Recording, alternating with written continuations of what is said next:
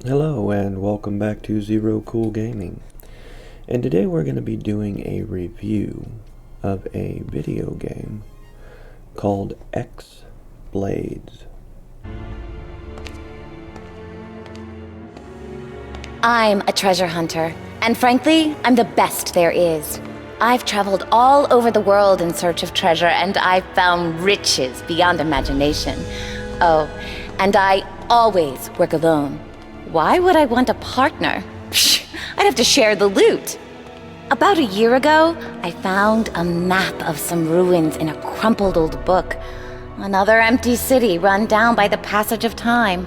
But, according to legend, hidden in the ruins was an artifact of incredible power. Centuries ago, a powerful god infused the object with all his might. The book didn't say why he did that, but I think it was because either he had grown tired and wanted to rest, or he was trying to hide his abilities from someone. No matter what the reason, I'm here for the artifact. If the legend is true, then finding this relic would be a prize beyond imagination. Now, this is one of those type of video games that I can honestly say is not my favorite type of game. And it's not because of the gameplay, neither is it because of the story. It's because it's one of those games that, in truth, are very short. Now, when I first played this game, if you don't know exactly what you're doing or what you're looking for or where to find things, you might get 20 hours of gameplay out of this. I wouldn't bet on that, but you might. But if you know exactly what you're doing and how to do it, you'll get through the game in probably about 10 hours or less. Realistically speaking. And that's not to be, mean about it or anything. It's not like there's, I guess anything inherently wrong with it. It doesn't have a whole lot of cutscenes. It probably has about maybe an hour's worth of cutscenes or less. Explaining to you the story. So it's not a very long story either. It's pretty basic, truly. It starts out with a young lady who is, I guess you'd say peculiar. She goes around to different ancient sites and tries to find relics and things that are valuable, are powerful. And she uses the powerful ones to make herself more powerful, and the ones that can be sold, she sells. I wouldn't say that she has any types of morals or values in that respect, other than whatever makes her life easier. And she finds an old map that leads to an old city. And when she gets there, she eventually finds the artifact that she's looking for. And it's guarded by a wolf-like creature.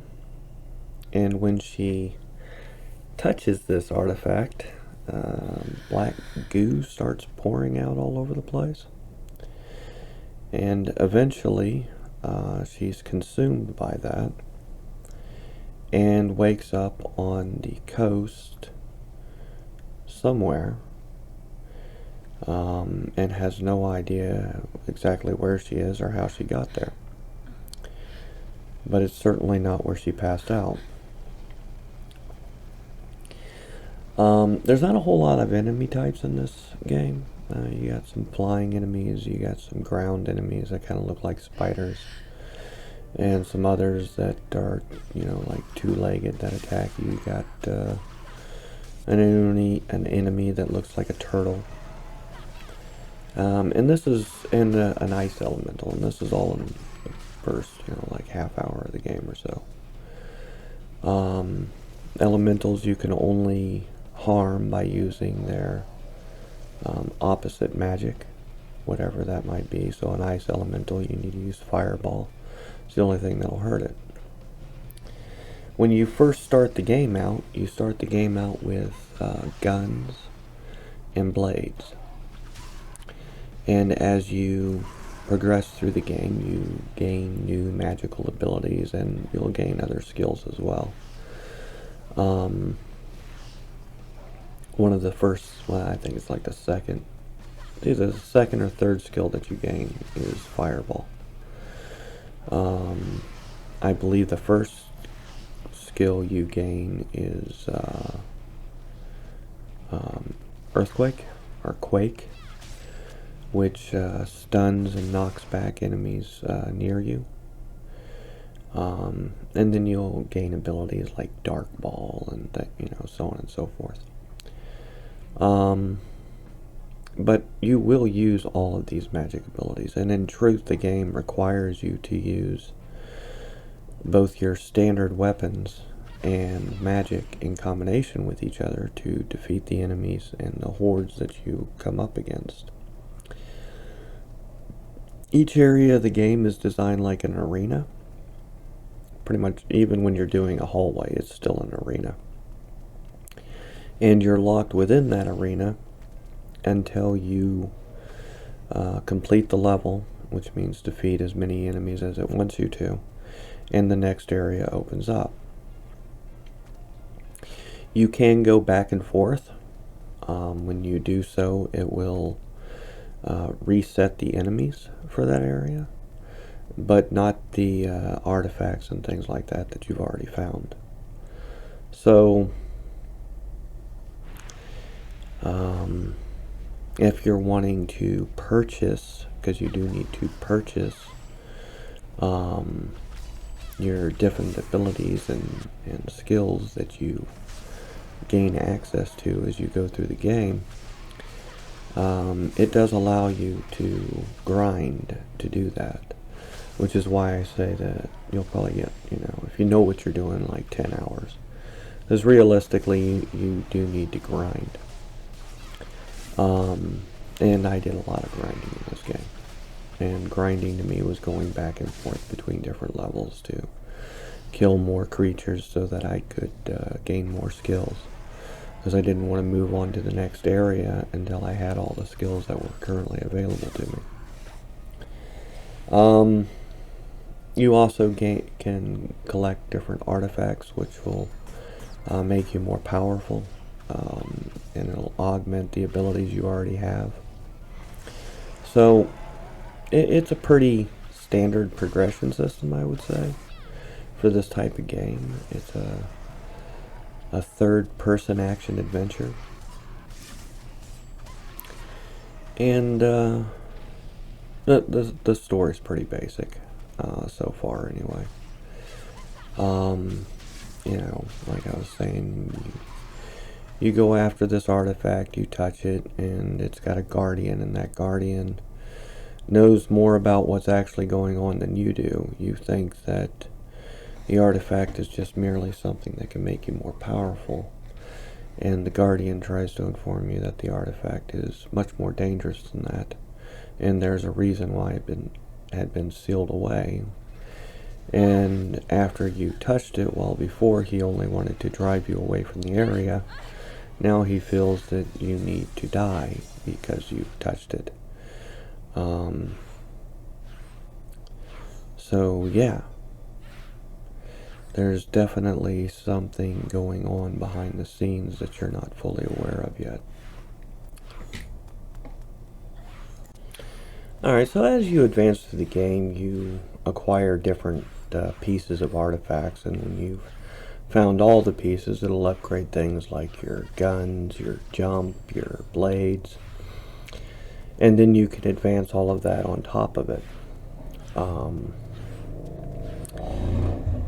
At some point, you'll get trapped in a room with spikes coming out of the ground, and you just basically need to survive long enough for somebody to show up and break you out of there. And then once that happens, he tries to help you, and the curse comes back and he runs away, and you fight off the creatures in that area, and then the game circles you back to an area that you've already been before, through the deadly hallway. Now, the reason that I think the game does this is because you need a whole lot of points to upgrade your skills at this point in the game. And for me personally, I use that as a way to go back through the entire game, pick up any artifacts I may have missed, and continue to grind through the game. With the upgrades that you have, it makes it a little easier to do levels that you've already done. And that's one of the things that I kind of liked about the game, even though you really do need to do more grinding than just, going all the way back to the beginning where, well, I shouldn't say the beginning, but all the way back to the coast, and then coming all the way back through to the Split in the Path, I believe is the name of the level. And at this point, when you make it back to that section, it will allow you to go through the other pathway that it didn't allow you to go through before. But all of this, I believe, was intentional, and the game was hoping that, you would use that to acquire more points so that you could upgrade your skills. Because, the amount of points that you need, truly, as you go through this game, starts to get a little ridiculous. I mean, it's just thousands upon thousands, tens of thousands. And you only get, so many points for each thing that you kill. The more difficult levels, as you go through them, you'll find that there's more and more enemies that spawn in each new higher level. And they require, it's a boss battle that requires you to spend quite a bit of time killing things to advance through it. But regardless, you only get so many points for everything that you kill. You also do get points for all the breakable items that you break. So all of it adds up, truly, but the game doesn't provide you with enough of all of that in, one go through or a straight go through to acquire all your different skills and level them all up and things to that effect. So, it's a game designed for grinding, quite literally. And it's not a bad game, don't get me wrong. It's not like it absolutely is horrible or anything, but I prefer the way that the Darksiders series did it, where you don't need to grind and they provide you with enough enemies as you go along to upgrade everything that you want to. Not upgrade everything, but the stuff that you really want, if you know what you really want, you get enough to do that.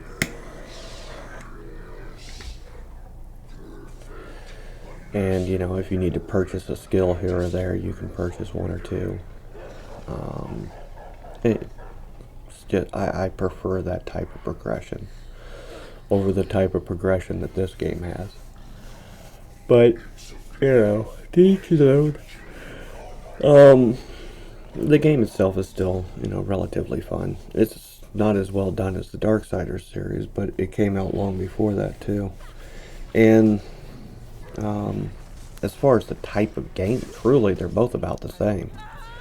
As far as the type of gameplay, the types of skills that you're using, things to that effect, they're essentially identical. It's just that the Darksiders series did it a whole lot better. But, that's neither here nor there.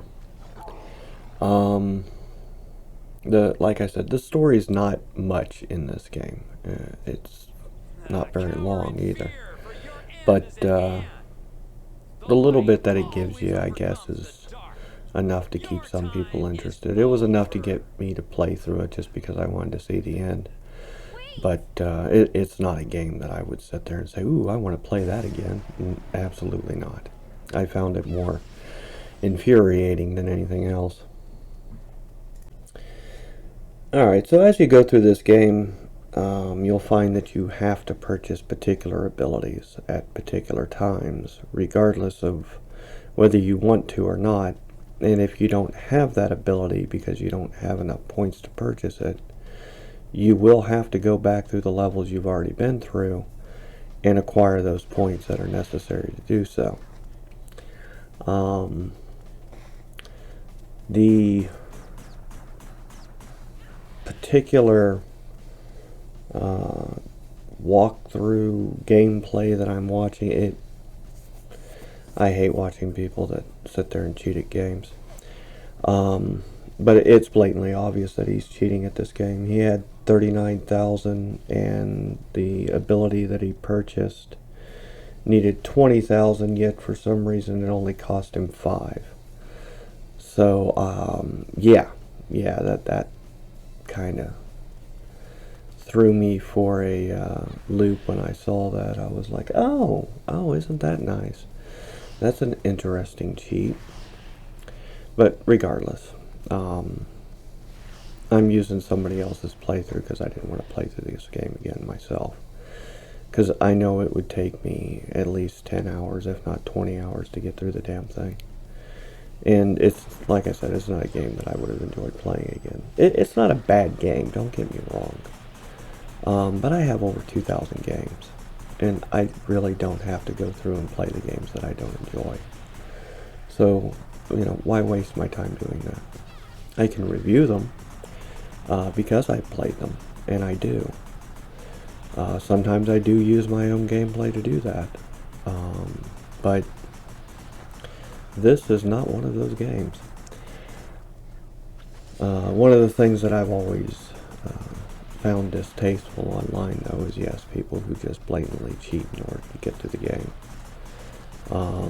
And I've seen several Let's Players, if you want to call them that's exactly what they do. As soon as they get to a point where the game becomes difficult, even if most of that difficulty is because of how they've played it thus far, missing things, skipping over stuff, just running through it to get through it as quickly as possible, they feel like they're justified in cheating to complete the game. And apparently this particular playthrougher feels the same way. I don't know, he doesn't have commentary on his videos, at least none of the ones that I've seen. But you probably noticed that I don't use just one person's playthroughs.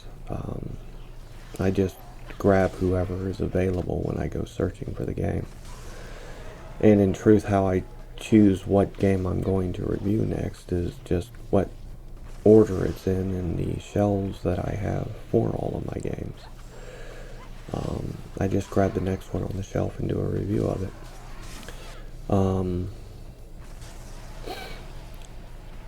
And people might say, well, how do we know that you've actually played through these games? Well, because I've been playing games for 30 years. 40 years. Hell, 45 years. Almost 50. Probably closer to 47. So, you can say that I, maybe haven't been playing through a lot of them, I guess, but that wouldn't be the reality. When I review games that I haven't completed personally, I just go ahead and tell you guys that. Doesn't mean that I haven't watched a playthrough of it online or that I haven't seen the end of the game. It just means that for whatever reason I got so far through the game and I'd had enough of it. And there are games that do that to me. I would say that it's probably 20%, maybe 25% of the games that I've played throughout the years, I never completed. I only got so far through them. And it doesn't bother me to just stop playing a particular game and go on to something else. I mean, especially with today's internet where I can just go online and see the end of the game regardless of whether or not I completed it. It doesn't mean that I didn't enjoy what I did play of it. It just means that for whatever reason I got, irritated, tired of it, say rage quit it, whatever. They're all probably valid representations of what happened. Truly. With this particular game, though, I did want to get through it, and I did get through it. It's not impossible. When I played it, I played it on PC.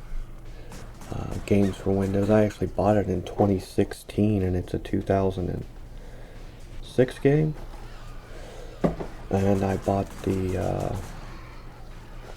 I don't know what version you would call this. I guess a remastered for PC version. Because originally, I guess it was on PS3. And I waited until I could pick the game up for $5. And I did pick it up for $5. Some of the games that I purchased still have the price that I paid for them on them. This particular one doesn't actually have the price, but the receipt's inside the DVD case, the little DVD box. And I sit there and I'm like, oh, okay, that's what I paid for this one. So, yeah. I just had to rant there for a minute about what I was viewing. Anyway. So eventually you make it to a room with another artifact in it that looks identical to the first one that you touched that gave you your dark power curse. You fight the Guardian, and the Guardian for the light power is of course the Dark Guardian, in much the way the Guardian, is that right? Yeah. The Guardian for the dark power that you originally touched was a light Guardian. And there were reasons for that. And this time, when you touch the light power artifact, the dark power that was contained within you gets drawn out of you and placed within the light power artifact. And then the guy who helped you out earlier, once he sees this unfold and happen, just absolutely freaks out. Because he realizes that, yeah, you may be free of your dark power curse, but that power had to go somewhere. And he's afraid that it didn't just go into the artifact that you touched. That there's something bigger going on here, and neither you or he completely understand what that is. I did find it interesting that he had light powers, though, which makes me wonder if he had touched the light power artifact, and that's how he got his curse. Because you touching the dark power artifact certainly gave you dark powers. It's just, the little things that I think about when I'm playing these type of games. And like I said, I was always interested in wondering where this story was going when I was playing it. I realized that I was unlocking something, don't get me wrong. And there's a reason why the Guardians want to kill anybody who's touched the different artifacts, because as you do so, you're obviously doing something that should not be done. So one of the things that this game teaches you early on is that there are particular skills that have to be used against particular enemies. And it teaches you this initially with your Wraith type enemies, where you've got like a fire Wraith and you have to use ice against it. Or you have an ice Wraith and you have to use fire against it. This same sort of trend continues through basically the rest of the game. You get spider enemies that you have to use particular skills against. You get your ground type enemies. You get your flying enemies. Your different Wraith enemies. even though they may look similar as ones that you fought before, you'll have to use different specific abilities to actually defeat the ones that come later on. Another thing that you'll notice is that the game will reuse areas and levels you've already been through again and again. It's the same basic layout, it's the same basic level. The only difference between it is the types of enemies and the types of skills you'll have to use to defeat them, as well as there'll be new artifacts within those areas. And for me, I found that finding all the artifacts was very beneficial, especially when you get toward the very end of the game. And if you've gone through and you spent the time to break everything open to find all those artifacts, you'll find that you do pretty well. This particular playthrough that I'm watching, this guy has 4 million souls, I guess is what they're called. Points is what I was calling them earlier. I never had that many. I was always buying skills and buying stuff, and I was using them as quickly as I got them. And I would grind until I had the amount that I needed to get the next skill or level up the next ability. And then I'd move on to the next level once I had acquired everything that I could within reason up to that point. That way I had a full range of abilities going into the new level. And that's just how I played the game. And like I stated before, that requires a lot of grinding to do that. And this game does love to let you grind. But it usually with a new level and a new enemy type, it'll provide you with enough red crystals that regenerate for you to have enough magic power to actually get through the level within a relatively decent amount of time, 5-10 minutes. The levels aren't really that long. It's just a matter of, do you have the right skill and ability to get through it, or not? And if you don't, then you'll need to go backtrack and, gain your souls, get those abilities or skills, and, try again. It only allows you to use 4 different types of magic at a time. And you can change those magics out whenever you want. You can change your ability type. I guess that's not exactly how I should word that. As you level up your base abilities, like your guns, your swords, and your jumps,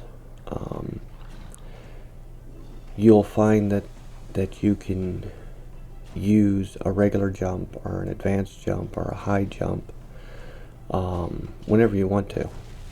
You don't have to select it in that respect. The only things that you have to select is the particular type of magic that you're going to use. So even though it may give you a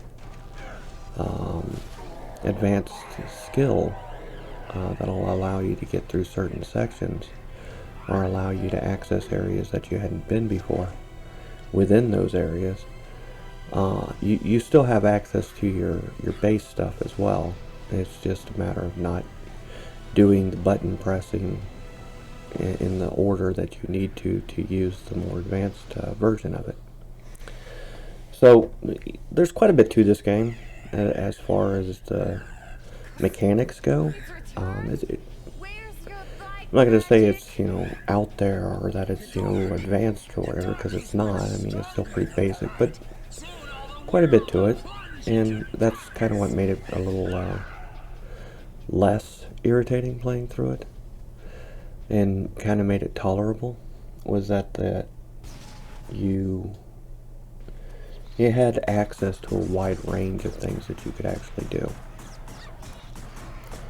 So how does this story end? Well, basically, the guy who had helped you out of the trap that was designed to kill you, so that the Guardians could recontain the darkness that was within you, and then you ended up releasing because you touched the light relic,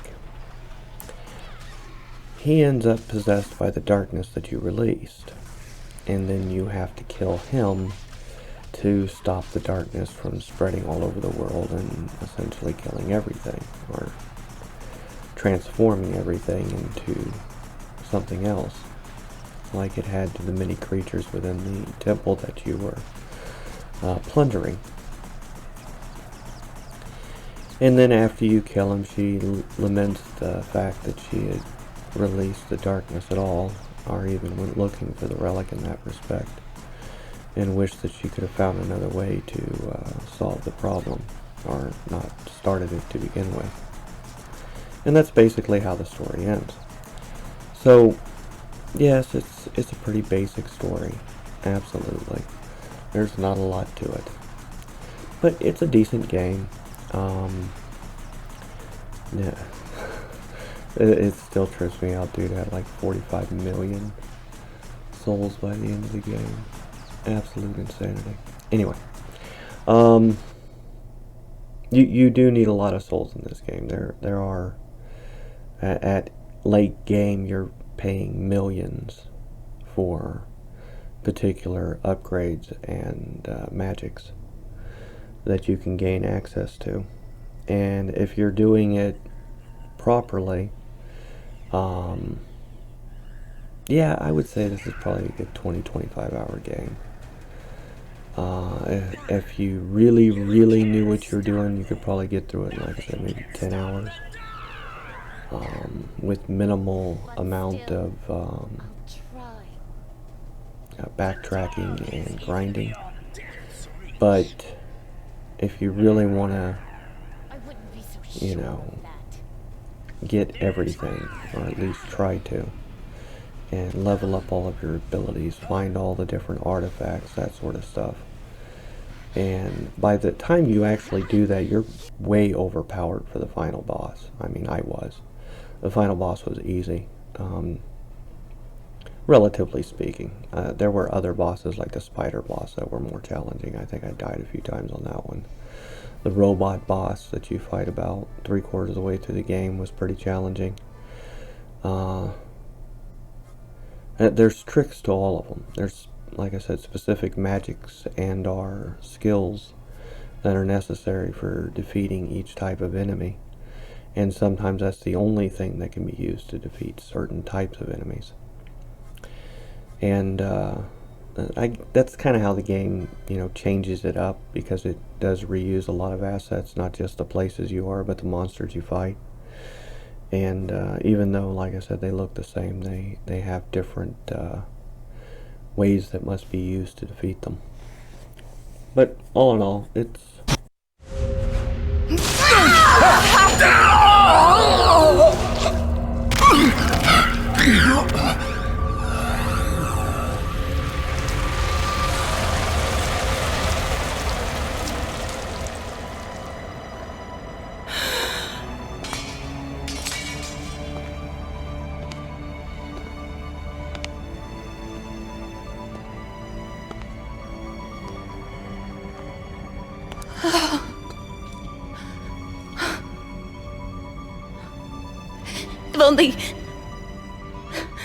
If only I could start over. I find another way. I would have done something different.